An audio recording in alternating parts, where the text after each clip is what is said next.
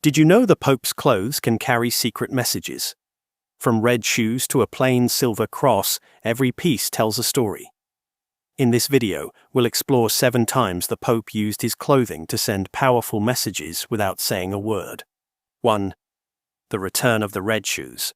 When Pope Benedict XVI came out in public for the first time as Pope in 2005, many people noticed something very specific about his shoes. He was wearing shiny, bright red leather shoes. At first glance, people thought maybe it was just part of the traditional look or a fashion decision. Some even joked that he was trying to be stylish or fancy.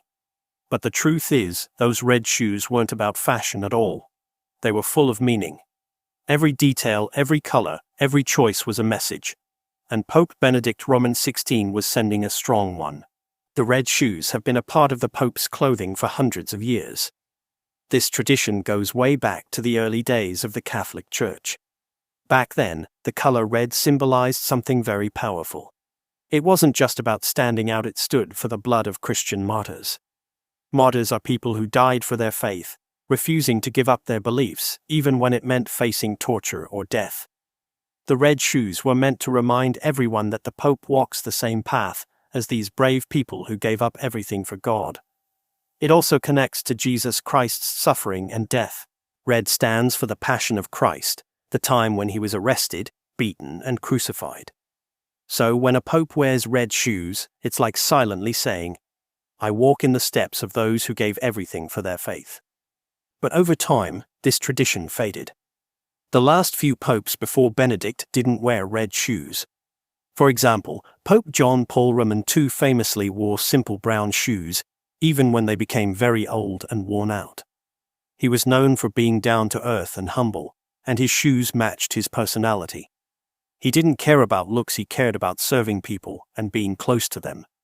He even continued wearing the same brown shoes after they became scuffed and torn. Some people loved that about him. It made him feel more real and approachable. So, when Pope Benedict XVI decided to bring back the red shoes, it wasn't just for show. He was doing it on purpose. He believed that the Church needed to remember its deep, spiritual roots. He thought that sacred traditions like the red shoes shouldn't be forgotten. Pope Benedict was known for loving church history, old prayers, Latin Mass, and all the things that gave the Church its beauty and mystery. For him, the red shoes were not about luxury. They were about holiness and sacrifice. The shoes he wore were made by a skilled Italian shoemaker named Adriano Stefanelli. He crafted the red leather shoes just for Pope Benedict. The shoes were not made with flashy designs or gold pieces, they were simple but beautiful. Some were made with soft leather, carefully stitched, and polished to a perfect shine. Stefanelli said he made them with love and respect, knowing they had a deeper purpose. In fact, the red shoes go all the way back to Roman times. In ancient Rome, powerful leaders and emperors wore red sandals as a symbol of status and power. But the Church redefined that meaning. Instead of using red to show earthly power, they used it to show spiritual strength and sacrifice. So, the red shoes turned into a symbol of humility and service, instead of glory and pride. Throughout history, popes in the 1800s and even earlier always wore red shoes. Some were velvet, some were leather, and some even had gold crosses on them. It was normal. But after Vatican II, a major church council in the 1960s, many parts of church life became more modern. That's when the red shoes started to disappear. So when Benedict brought them back, it was like he was saying, "Let's not forget where we came from." But not everyone liked it. Some critics thought it made him look distant or too focused on tradition. A few people in the media even joked that he looked like he was wearing designer shoes, comparing him to celebrities. There were articles making fun of the Pope in Prada, even though the shoes weren't designer at all. Others worried that bringing back old styles might send the wrong message, that the Church was turning away from modern values like simplicity, humility, and openness. Inside the Vatican, some cardinals and priests admired the move. They saw it as a small but powerful way to reconnect with the Church's heritage.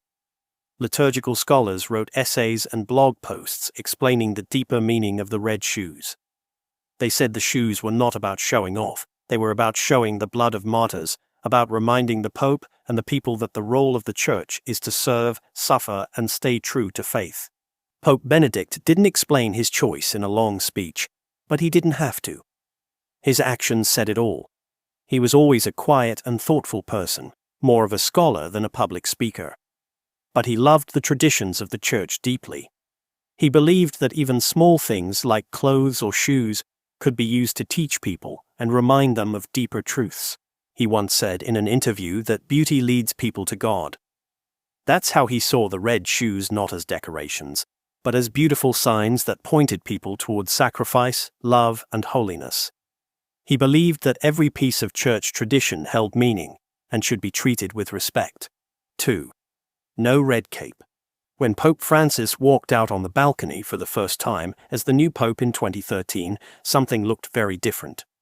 He wasn't wearing the traditional red cape that people expected to see. This red cape, called the mozzetta, is usually part of the official papal outfit. It has been worn by popes for centuries. It's a short cape that rests over the shoulders and is meant to show honor, tradition, and authority. Most popes before him wore it during big public moments, especially when they were first introduced to the world. But Francis decided not to wear it at all. Instead, he came out wearing only a plain white robe. That small decision might not seem like a big deal to some people, but for the Catholic Church, it was a huge message. The mozzetta wasn't just any piece of clothing. It had a long history in the Church. Popes have worn red capes since at least the Middle Ages. Some historians say it became a standard part of papal dress during the time of Pope Pius V, or even earlier. Over time, the mozzetta came to represent the Pope's role as the head of the Church. It was a visual sign that connected each new pope to those who came before him. The red color itself has deep meaning. In the Church, red symbolizes the blood of martyrs and the power of the Holy Spirit. It also represents royalty, authority, and continuity. So when a pope wears the red mozzetta, he is basically saying, "I carry on the work of those who led before me, and I hold a position of great responsibility." So why did Pope Francis skip it? Francis wanted to send a different message from the very beginning. By not wearing the red mozzetta, he made it clear that he wasn't going to follow every old tradition just for the sake of appearances. He wanted the world to see him not as a king or a ruler, but as a humble servant. Francis believes that the job of the Pope is to serve people, especially the poor, and to lead with love and kindness. He didn't want fancy clothing to get in the way of that message. It wasn't just the mozzetta he avoided. That day, he also refused to wear the golden papal ring known as the Ring of the Fisherman. Instead, he chose a simpler silver ring. He skipped the golden pectoral cross too, and wore his plain metal one from his time as a bishop. Even his shoes were simple black ones, not the traditional red. He even stood quietly, without raising his arms or waving too much, and he asked the people to pray for him first before he gave them his blessing. All of these choices added up to a clear message. This pope was going to do things differently. To understand why Francis made this choice, you have to look at his past. Before he became pope, he was the Archbishop of Buenos Aires in Argentina. He didn't live in a fancy mansion. He lived in a small apartment. He didn't have a personal chef, he cooked his own meals. And instead of riding in expensive cars, he took the bus or subway like everyone else. He believed in living a simple life, and he brought that same attitude with him when he became pope. That's why skipping the red cape made perfect sense to him. It wasn't about breaking tradition just to be different. It was about staying true to who he was. Of course, not everyone liked this change. Some people, especially traditional Catholics, were upset. They believed that by removing the mozzetta, Francis was removing a symbol that connected him to the history and dignity of the Church. They felt that too many traditions were being ignored. On blogs, websites, and forums, some church lovers and traditionalists said things like, "The Pope should not hide the beauty of the papal office," or, "This looks too plain, it's not respectful enough." To them, the red mozzetta was more than just clothing. It was a symbol of honor, respect, and sacred tradition. At the same time, many other Catholics and people around the world found his choice refreshing. They liked that he didn't dress like a royal figure. To them, Francis looked honest, down to earth, and approachable. They saw him as someone who didn't want to be worshipped or treated like a celebrity. Instead, he looked like someone who cared deeply for people, especially those who often feel ignored or left out. His choice made the church feel more real and less distant. The Vatican didn't say much officially about his clothing choices, but they didn't need to. The message had already reached the people loud and clear. Vatican insiders did share with reporters that Pope Francis had personally declined to wear the red mozzetta. They said he was offered it right before stepping out on the balcony, but politely said no. He didn't make a speech or give a long explanation. He just smiled, wore the white cassock, and greeted the people. That quiet moment spoke louder than any words. Even the white cassock, worn without the red mozzetta, had special meaning. The white robe has always been a sign of purity and peace. Without the bright red cape over it, the look was even more simple and humble. It made Francis look like a pastor or a priest rather than a powerful ruler. The image of the all-white outfit became a symbol of the new direction. He wanted to take the church focused more on service than ceremony. Some people also noticed that Francis didn't stand on the special platform inside the Sistine Chapel during the first meetings. That platform is called a throne and is usually set up to show the Pope's authority. Instead, Francis chose to stand at the same level as the other cardinals, showing he saw himself as one of them, not above them. These small actions, along with his simple clothing, helped shape how people saw him from day one. In fact, these choices were just the beginning. Throughout his time as Pope, Francis has continued to dress simply. He rarely wears fancy or embroidered robes. He chooses to use older vestments that are already in storage, instead of ordering new ones. He travels in small cars. He lives in a guest house in the Vatican, not in the grand papal apartments. He refuses to be treated like a king, even though he holds one of the highest positions in the world. This has inspired millions, especially young people, to think differently about faith and leadership. 3. The changing pallium. At first glance, the pallium might not look like a big deal.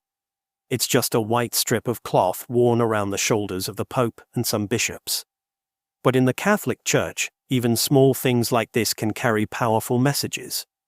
The pallium is made from special wool and has been used for centuries. It's a symbol of leadership, responsibility, and care. The Pope wears it to show that he is the shepherd of the Church, just like a shepherd who carries a lamb on his shoulders. It's quiet, simple, and powerful. The pallium has a long history. It started being used in the early days of the Church, many centuries ago. The wool used to make it comes from lambs that are specially raised for this purpose. Every year on the feast of Saint Agnes, 2 lambs are blessed in a special ceremony. Saint Agnes is a young Christian martyr, and her name means lamb. That's why this tradition is connected to her. The lambs are blessed in Rome, and then taken to a group of nuns who care for them until their wool is ready to be used. The wool is then woven by hand into strips that become the palliums. This makes the pallium not just a piece of clothing, it becomes a connection to the early church, to the sacrifice of Saint Agnes, and to the idea of the Pope as a loving shepherd. The pallium is usually white, made of pure wool, and decorated with 6 black crosses. It's worn over the shoulders and hangs down in the front and back, kind of like a scarf. But the way it's shaped and designed can change depending on the Pope. And these changes actually say a lot about what each Pope believes and how he sees his role. In 2008, Pope Benedict XVI made a big change to the papal pallium. He didn't just wear the usual short version that most recent popes used. Instead, he brought back a much longer version that wrapped around the shoulders and hung down more like a stole. This version looked similar to the one used in the early church and is still worn today by Eastern Orthodox bishops. It was wider, with red crosses instead of black, and had a more ancient, traditional appearance. This was not just a random fashion choice. Pope Benedict was sending a message. He wanted to show that he respected the deep roots of the Church and its old traditions. He believed that the Church needed to stay connected to its history and not forget where it came from. By wearing the older style of the pallium, he was saying, "Let's remember our beginnings, let's honor the past." It was also his way of showing that the Pope is not just the Bishop of Rome, but also a bridge between the Western Church and the Eastern Church. The design was very similar to the garments worn by Eastern Christian leaders, and that similarity was on purpose. Benedict wanted to build better relationships with the Eastern Orthodox Church. For a long time, the Catholic Church and the Eastern Orthodox Church have been divided. They used to be united, but in 1054, they split apart over many disagreements. Since then, popes have tried in different ways to bring the two sides closer again. So, when Benedict chose a pallium that looked like what the Eastern bishops wear, he was sending a peaceful message. He was saying, "We're not so different. We share the same roots." People who watched his masses and ceremonies noticed the change. Vatican watchers and Catholic journalists talked about it. Some said it was a beautiful sign of unity. Others felt it might confuse people or make the Pope look too different from his recent predecessors. But most agreed it was a meaningful decision that came from Benedict's deep love for the Church's history. Then, just a few years later, Pope Francis became Pope, and he changed the pallium again. He went back to the shorter, more modern version that most recent popes had worn before Benedict. His pallium was white with the usual black crosses and didn't have the long ends hanging down the front and back. It looked simpler and more familiar to most people. Once again, this change wasn't random. Pope Francis had his own message to share.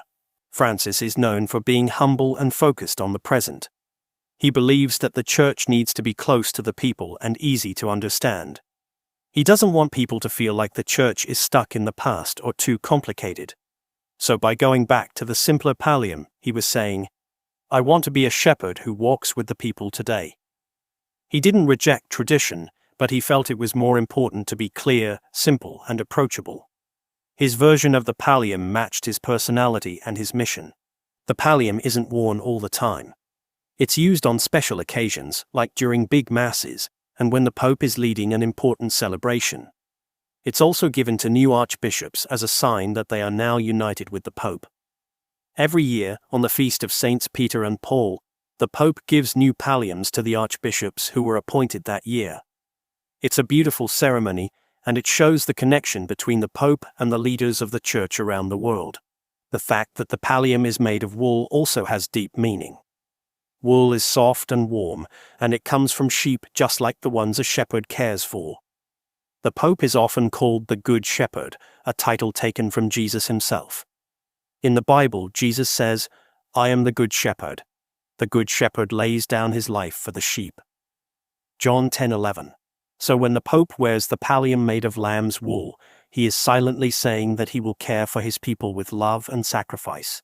The black crosses on the pallium also have meaning.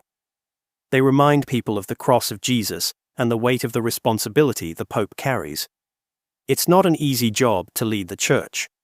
The crosses are a sign of that burden, but also of hope and faith. 4. When the tiara vanished. For more than 1,000 years, popes wore a special kind of crown called the papal tiara. This crown wasn't like the ones kings or queens wear. It had 3 layers or crowns stacked on top of each other, and it was covered in jewels and gold. It looked fancy and royal because it was meant to show that the Pope wasn't just a spiritual leader, he was also seen as a ruler and teacher of the Church and, in some ways, the world. For a long time, the tiara was one of the most powerful symbols of the Pope's authority. When a new Pope was elected, he wasn't just introduced, he was crowned with this majestic tiara in a grand ceremony filled with music, prayers, and traditions. It was called a coronation.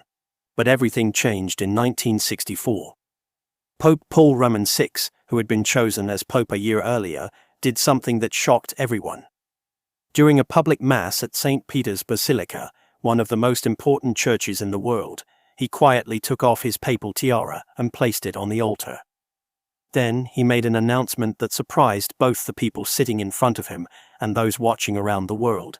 He would no longer wear the tiara. Just like that, one of the most ancient and royal symbols of the papacy was put aside. This was a very big moment in church history. It wasn't about fashion or personal taste. Pope Paul Roman VI was making a huge statement about what kind of leader he wanted to be. By removing the tiara, he was saying that the role of the Pope should no longer be about power, crowns, or earthly glory. He wanted to show that the Pope should be a servant, not a king. The church, he believed, needed to walk with the poor, not above them. The tiara had always symbolized the Pope's triple role, as a priest, a ruler, and a teacher. But Paul VI wanted the church to focus less on authority and more on humility, compassion, and service. Now let's look at the history of the papal tiara. The idea of a pope wearing a crown started in the 8th or 9th century. Back then, the pope had a lot of political power in addition to spiritual power. He ruled over lands, signed treaties, and even led armies in some cases. The tiara, which later became triple-layered, was meant to reflect all that power. Each crown symbolized something. One was for the Pope as the spiritual leader of the Church, one was for his authority over earthly matters, and the last one was for his role as a teacher of Christian truths. It was basically saying, "This man leads in heaven, on earth, and in wisdom." Over time, tiaras became more and more decorated. Some were heavy, weighing several pounds. The heaviest one ever made was worn by Pope Pius VII in the 1800s. It was so heavy that he could barely keep it on his head. Each pope would get his own tiara made, often with help from kings and nobles who gifted them jewels and gold. Some were made with diamonds, sapphires, and other rare gems. They were beautiful, yes, but also very grand. And for some people, they made the Pope look too much like a worldly ruler. That's one of the reasons why Paul VI felt it was time to let go of the tiara. He became Pope at a time when the world was going through a lot of changes. It was the 1960s, a time of political protest, civil rights movements, and a lot of questioning about authority and power. Inside the Church, the Second Vatican Council, also known as Vatican Roman II, was happening. It was a huge gathering of bishops and church leaders from around the world. They were working to modernize the church, make it more open, and help it better connect with people's real lives. Paul VI supported these changes and believed that the church needed to focus on being humble, not powerful. When he placed the tiara on the altar, Paul VI said it was a sign of humility. He explained that the church no longer needed royal symbols to be strong. Its strength came from love, truth, and service, not crowns. He even arranged for his tiara to be sold and the money to be given to the poor. That was a strong message. It wasn't just about letting go of the tiara, it was about choosing to lift up those in need instead of lifting up symbols of pride. The tiara that Paul VI gave up was not destroyed. It still exists today. You can see it on display at the Basilica of the National Shrine of the Immaculate Conception in Washington, D.C. It was given as a gift to the Church in the United States. Seeing it in a museum, behind glass, reminds people that leadership in the Church has changed. The crown is no longer on someone's head, it's now a memory, a symbol of a past era. Since the tiara was set aside, popes have chosen different ways to show their commitment to service. For example, Pope John Paul I was the first pope to fully reject the tiara. He didn't even want a crowning ceremony. Pope John Paul II and Pope Benedict XVI both followed that example. When Pope Francis became pope, he also skipped the tiara and wore simple white robes. He continued the idea that the pope is a servant leader, not a royal figure. In fact, Francis even said that he prefers a church that is poor and for the poor. That's a clear echo of what Paul VI believed. 5. The black shoes.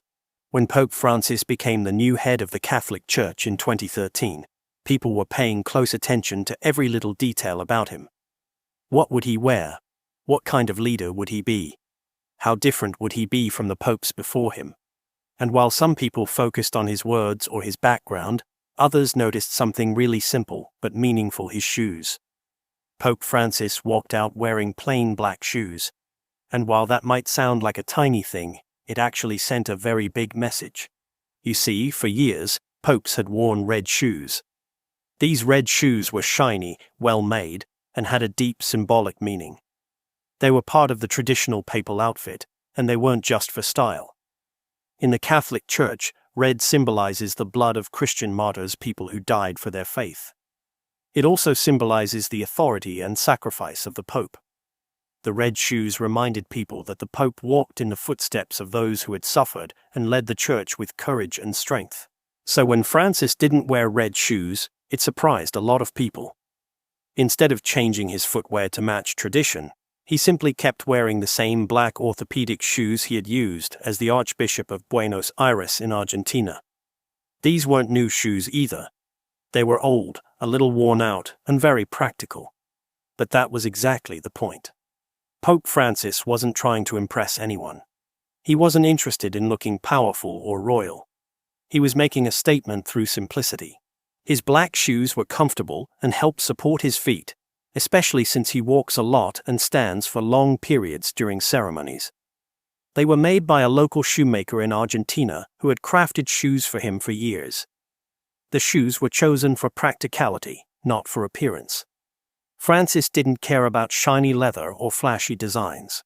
He cared about doing his job and staying connected to ordinary people.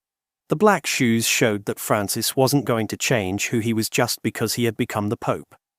He was still the same man who rode public buses, cooked his own meals, and lived in a small apartment before moving to the Vatican. And now, even with the entire world watching him, he chose not to wear what most popes before him did. He stayed grounded literally and symbolically. This choice also connects deeply with his background as a Jesuit. Jesuits are a religious group in the Catholic Church known for their focus on education, simplicity, and service. Jesuits take a special vow of poverty, which means they try not to own too many things or live luxuriously. They believe that being close to the poor and living simply helps them serve better. Francis was the first Jesuit pope in history, and his simple style was a reflection of his Jesuit identity. The black shoes were just one way of showing that he hadn't forgotten his roots. The contrast between red and black shoes goes beyond just color. Red is bold, royal, and filled with deep symbolism. Black is humble, plain, and often seen as ordinary. While red can represent power, black often symbolizes service. By wearing black shoes, Francis wasn't saying that tradition doesn't matter. He was saying that what really matters is humility, service, and walking with the people not above them. His shoes were a quiet way of saying, "I'm here to serve, not to be served." People around the world noticed this small detail. In Catholic news websites and blogs, writers talked about the meaning of the black shoes. Some praised Francis for being so down to earth. They said he was a breath of fresh air and that he brought the church closer to the people. Others, especially traditionalists, were not too happy. They felt like the Pope should stick to tradition, and that red shoes were a part of papal identity. But even those who disagreed couldn't ignore the strong message the black shoes carried. Even the secular media talked about it. Newspapers and TV news channels around the world pointed out how different Francis looked from his predecessors. Fashion writers and political analysts started using his black shoes as a symbol of his leadership style. They said the Pope wasn't just dressing simply, he was leading simply. He was showing that leadership didn't need gold or velvet. Sometimes, leadership looks like old, black shoes. Pope Francis has spoken many times about why he chooses to live simply. In an interview he said, "I prefer simplicity. I don't need much. The real joy is found in serving others, not in wearing fancy things." He also said that he hopes the church will always remember the poor and not become too focused on wealth or power. This is the same message he delivered with his shoes without even having to speak. The black shoes also helped many regular people connect with the Pope. For someone who might feel like the church is too fancy or distant, seeing the Pope wear the same kind of shoes they might wear made a difference. It said, "Hey, I'm like you. I understand your struggles. I'm not above you." This created a sense of closeness and honesty. It made people feel that the Pope wasn't hiding behind tradition, he was stepping out to meet them where they are. 6. The simple mitre. When people see the Pope during a mass or big church event, one of the first things they usually notice is the tall, pointed hat on his head. This hat is called a mitre. It's worn by popes, bishops, and some other high-ranking clergy in the Catholic Church. The mitre isn't just a fashion piece, it has a deep meaning. It symbolizes the Pope's role as a teacher and spiritual leader. It shows that his job is to guide the people, just like a shepherd leads his flock. Over the years, papal mitres have become very fancy. They're usually white or gold and decorated with beautiful embroidery, shiny threads, jewels, and symbols of faith. These mitres can be heavy and expensive. Some are made with fine silk or linen and designed specially by expert church tailors. Wearing a big, glowing mitre has been a tradition for a long time. It's meant to reflect the Pope's important position. But when Pope Francis became Pope in 2013, he made a very different choice. Instead of ordering a brand new mitre like most popes before him, he decided to keep using the plain, simple white mitre he had worn when he was a bishop in Argentina. His mitre had very little decoration. It was mostly white with just a small strip of gold embroidery. There were no sparkling gems, no bright colors, no showy designs. To most people, it looked very basic. But that was the whole point. By sticking with his old mitre, Pope Francis was sending a powerful message without saying a word. He was showing that his beliefs and values hadn't changed just because he now held the highest position in the church. He didn't want to suddenly become someone different. He didn't want to appear grander or more important than other bishops. He believed that leadership in the church should be about service, not status. And this small choice, keeping his old mitre, was a perfect example of that. The history of the mitre goes way back. In the early church, bishops wore a kind of head covering that looked more like a cap. Over time, this cap changed in shape and meaning. It eventually became taller and was split into two pointed peaks. That's the shape we see today. The two peaks of the mitre are said to represent the Old and New Testaments of the Bible, both parts of God's Word that the Pope must teach and protect. The mitre also has two strips of cloth that hang down the back, called lappets, which are meant to show the Pope's dedication and readiness to serve. Mitres used by popes in the past were often made by special church tailors in Rome. One famous papal tailor shop is called Gamarelli. It's been making clothes for popes since the 1700s.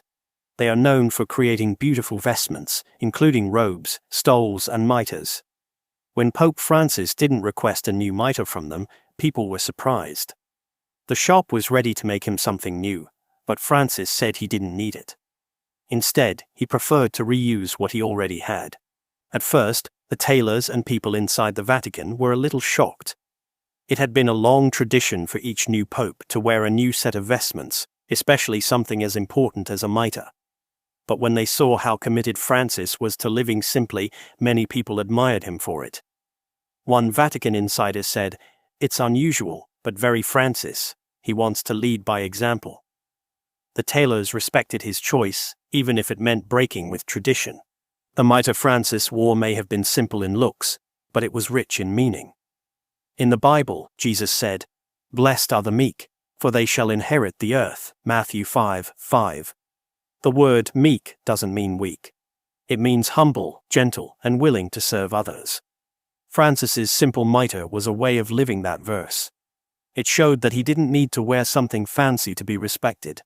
His real power came from his kindness, his honesty, and his love for people. Francis's decision also helped highlight something important about leadership. In today's world, a lot of leaders are focused on image. They want to look powerful, rich, or glamorous. But Francis went the other way. He showed that a true leader doesn't need to show off. He showed that real leadership is about humility and staying grounded. By keeping his old mitre, he reminded everyone that the Pope's job is to teach, to listen, and to serve, not to be treated like royalty. It's not just the mitre either. Francis has reused many items from church storage instead of ordering new ones. For example, he's worn old chasubles, which are the large outer garments worn during Mass that belonged to earlier popes. He even chose to live in a small guest house at the Vatican, rather than the grand papal apartments.